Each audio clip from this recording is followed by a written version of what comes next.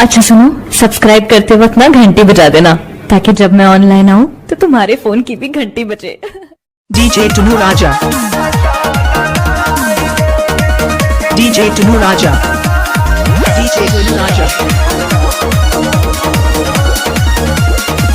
DJ Tunu Raja.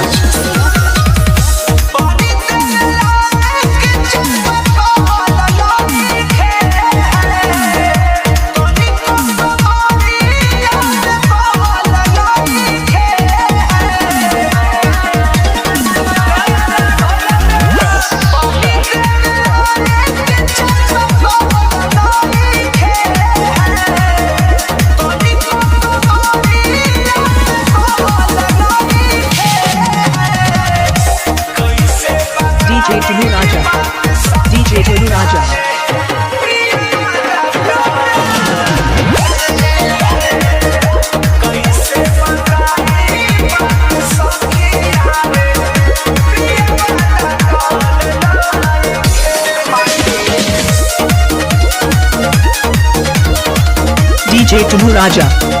DJ Tunu Raja.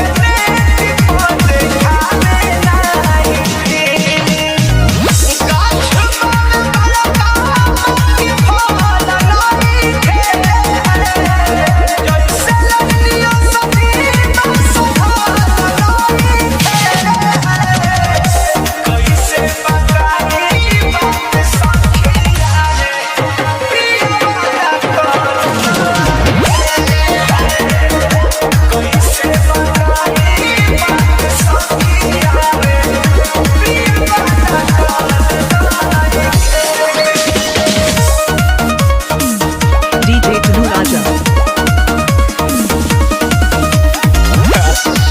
DJ Tunu Raja.